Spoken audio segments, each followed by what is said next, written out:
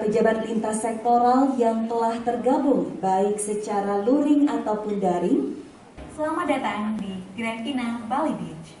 Terima kasih telah memilih Grand Ina Bali Beach sebagai tempat melaksanakan acara pada hari ini. Keselamatan Anda adalah keutamaan kami. Untuk itu, kami ingin menyampaikan prosedur keamanan dan keselamatan pada saat terjadinya keadaan darurat. Welcome to Grand Ina Bali Beach. Thank you for choosing Grand Ina Bali Beach as the venue for today's event. Keadaan darurat. Apabila terjadi gempa bumi atau kebakaran, Bapak Ibu dianjurkan menuju titik aman berkumpul di depan lobi Tower Building dan atau lapangan sepak bola Ina Bali Beach bersama. Sophie, silakan. Terima kasih Mbak Dian. Boleh tepuk tangan untuk Mbak Dian pagi hari ini. Cantik sekali, segar sekali. Bapak Ibu, saya boleh sambil duduk atau berdiri dulu nih? Berdiri. Ini maksud saya biar ada partisipasi maksudnya. Boleh berdiri atau duduk? Duduk. Berdiri, ada yang bilang duduk. Oke, saya distrap berdiri dulu sebentar, nggak apa-apa ya. Zaman sudah berubah Bapak Ibu ya. Nah, yang kedua akan ada seorang, jalannya bisa dibuka. Halo, selamat pagi.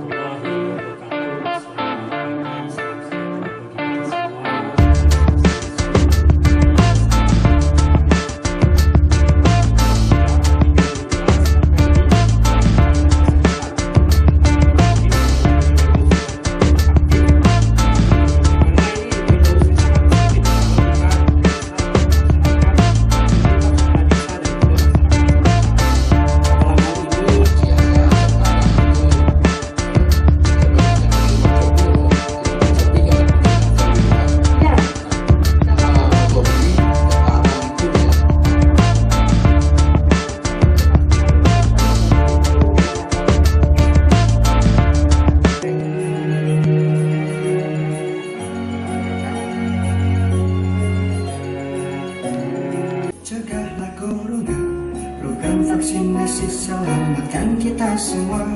Ayo Indonesia, kita bersama-sama ikut vaksinasi, sembuhkan negeri ini.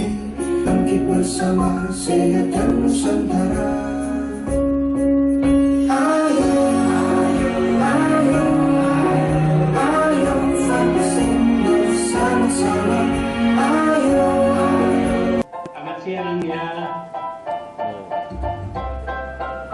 Tapi juga saya gambarkan di situ bahwa Presiden telah memberikan contoh pada saat kita menghadapi katakanlah COVID-19. Dan harus diingat bahwa pada dewasa ini secara kasar penduduk muda itu, penduduk di bawah 15 tahun itu menyusut. Tapi penduduk lansia bertambah dengan kelipatan lebih dari 10 kali, 15 kali di tahun 70. Dan karena ini situasinya untuk menjadi lansia yang sehat, sejahtera, perlu persiapan sejak kita lahir. Jadi saya gambarkan di sini sejak lahir itu harus sangat dicintai oleh orang tuanya, diberikan imunisasi dan sebagainya. Bahkan pada vaksinasi sebelum menikah itu sangat dianjurkan. Mendatangi ibu hamil, mendatangi anak balita secara bergiliran begitu, sehingga karena tidak boleh kita rame-rame seperti dulu di gambar sebelah kiri ini.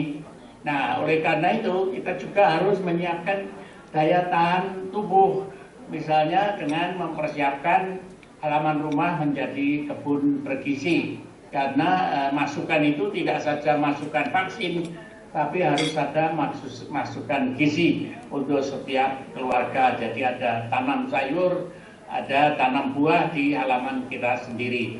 Nah, pada masa pandemi ini kita harus taat pada protokol kesehatan. Tadi telah diuraikan panjang lebar. Jadi kita tidak perlu takut lah untuk vaksinasi, karena Presiden menganjurkan, saya sendiri sebagai Ketua Umum PWRI juga menganjurkan, dan kita perkuatlah masukan itu. Tadi telah dilakukan 5M, tidak saya ulang ini, ke kantor juga kita harus belajar seperti itu. Dan lebih dari itu, kita harus memilih sayur-sayur apa yang paling cocok. Misalnya sayur kelor itu mempunyai nilai gizi yang tinggi. Begitu juga sayur-sayur yang cepat dapat ditanam, misalnya kangkung dan sebagainya.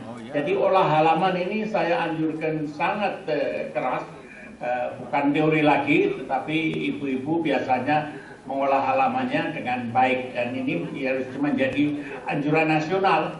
Karena kalau kita panen pagi hari, siang hari sayur yang dipanen itu sampai 200 kg jagung itu sudah habis. Nah ini sehingga saya pertemuan hari ini di Bali, nanti siang sudah saya siarkan dalam web saya ke seluruh Indonesia. Tidak kurang dari 2.000 pelanggan itu sudah akan melihat apa hasilnya pertemuan pada hari ini. Di mana Prof websitenya, saya mau nonton? Gemari.id. Gemari? Gemari, Ya. GEM, gemari.id. Dan itu dilakukan Silakan. sendiri ya? Ada yang bantuin nggak? Saya lakukan sendiri ya. Oh my goodness. Jadi saya tulis bagaimana ceritanya, bagaimana misalnya moderator kita yang cantik ini, Terima kasih. Sofi, mengadakan wawancara, dan kemudian bagaimana wawancara itu berkembang dari hal-hal yang rumit menjadi hal-hal sederhana. Terima kasih.